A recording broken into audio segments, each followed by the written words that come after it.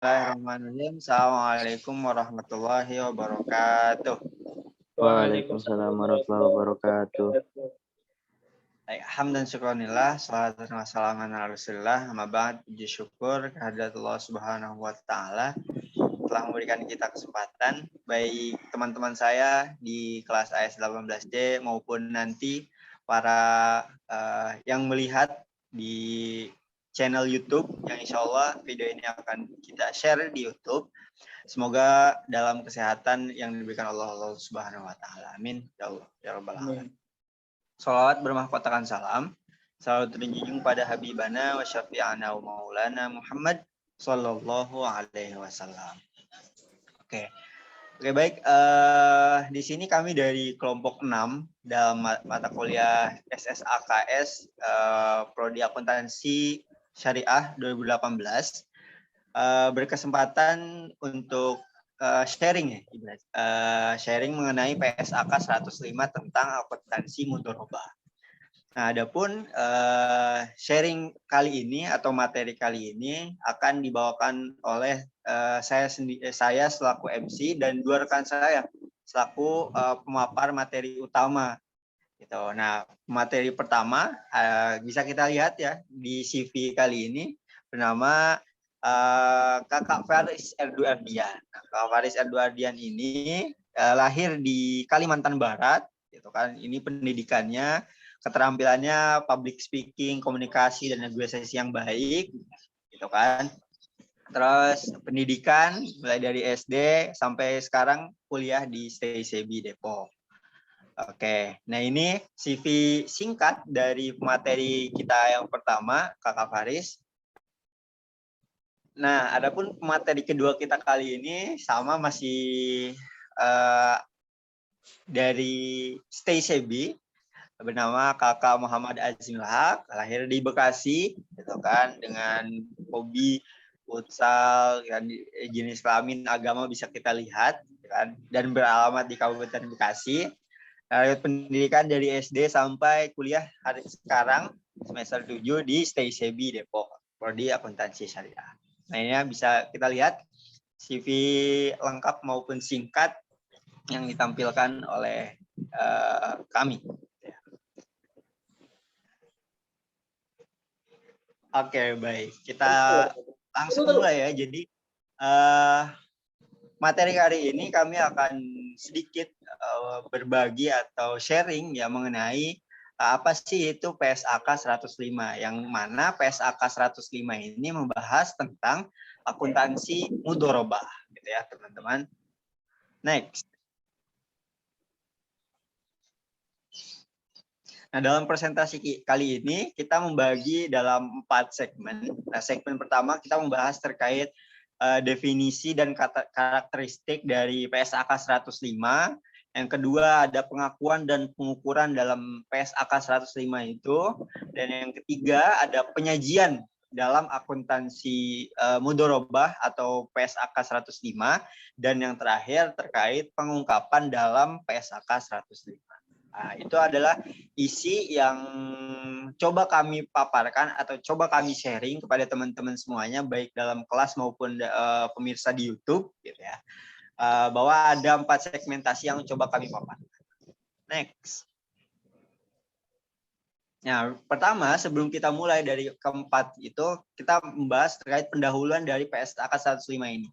Nah, PSAK 105 adalah terkait akuntansi mudharabah dikeluarkan oleh DSAK, Dewan Syariah Akuntansi Keuangan, IAI, Ikatan Akuntan Indonesia pada 27 Juni 2007. Nah, PSAK 105 ini menggantikan pengaturan mengenai akuntansi mudharabah dalam PSAK 59 yang dikeluarkan 1 Mei 2002. Nah, jadi dulu sebelum adanya PSAK 105 ini terkait akuntansi mudharabah diatur dalam PSAK 59. Nah, pada tahun 2007 bulan Juni tanggal 27 itu diganti dengan PSAK 105. Gitu ya. Next. Nah, yang selanjutnya ada definisi dan karakteristik. Nah, definisi dan karakteristik ini yang insya Allah akan kita sama-sama dengarkan akan dipaparkan oleh kakak pemateri kita yang pertama, Kakak Faris Erduadian. Padanya dipersilahkan. Oke, terima kasih kepada Kakak Islah. Di sini saya akan menjelaskan tentang definisi dan karakteristik. Definisi, murabahah adalah akad kerjasama usaha antara dua pihak, yang di mana pihak pertama atau pemilik dana menyediakan seluruh dana, sedangkan pihak kedua atau pengelola dana bertindak selaku pengelola dan keuntungan dibagi di antara mereka sesuai kesepakatan. Sedangkan kerugian finansial yang hanya ditanggung oleh pemilik dana. Karakteristik yaitu dibagi menjadi 6, yaitu yang pertama ada entitas dapat bertindak sebagai pemilik dana atau pengelola dana. Yang kedua, mudharabah terdiri dari murabahah mutalaqah, murabahah muqayyadah, dan mudharabah musyarakah. Jika entitas bertindak sebagai pengelola dana, maka dana yang diterima disajikan sebagai dana syirkah atau temporer. 3. Dalam mudharabah muqayyadah, contoh batasan antara lain yaitu tidak mencampurkan dan pemilik dana dengan dana lainnya. Yang kedua, tidak menginvestasikan dana pada transaksi penjualan cicilan tanpa penjaminan atau tanpa jaminan. Yang ketiga, mengharuskan pengelola dana melakukan investasi sendiri tanpa melalui pihak ketiga. Yaitu yang keempat, pada prinsip penyaluran dana mudharabah tidak ada jaminan, namun agar pengelola dana tidak melakukan penyimpangan, maka pemilik dana dapat meminta jaminan dari pengelola dana atau pihak ketiga. Yang kelima yaitu pengembalian dana mudharabah dapat dilakukan secara bertahap bersamaan dengan distribusi bagi hasil atau secara total pada saat akad mudharabah diakhiri. Terus yang keenam yaitu jika dari pengelola dana mudharabah menghasilkan keuntungan, maka porsi jumlah bagi hasil untuk pemilik dana dan pengelola dana ditentukan berdasarkan nisbah yang telah disepakati dari usaha yang diperoleh selama periode akad. Oke, next.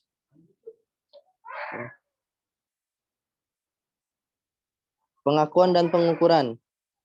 Pengakuan dan pengukuran akuntansi mudharabah menurut PSAK 105.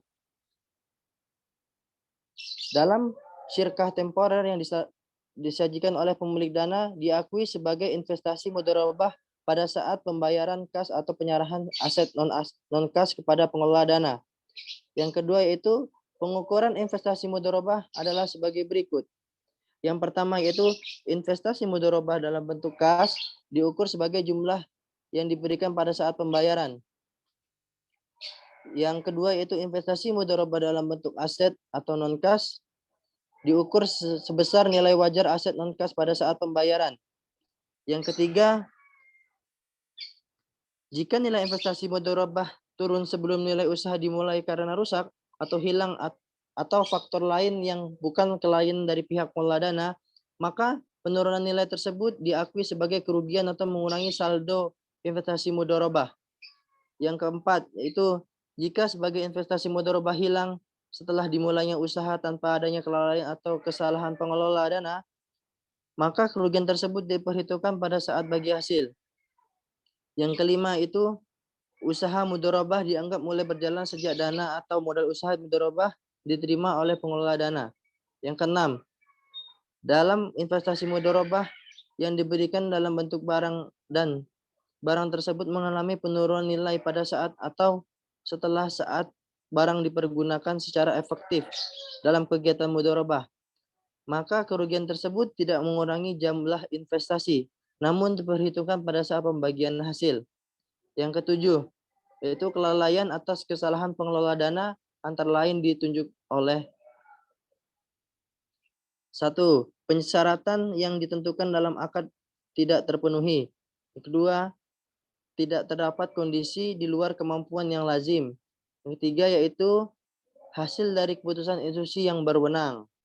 Terus masuk yang ke-8 yaitu jika akad mudharabah berakhir sebelum atau saat jatuh tempo dan belum dibayar oleh pengelola dana, maka investasi mudharabah diakui sebagai piutang jatuh tempo. Oke, baik, tadi sudah disampaikan ya terkait definisi, karakteristik, dan pengukuran dan pengakuan dari PSAK 105 yang disampaikan oleh kakak kita, Kakak Faris Edladia.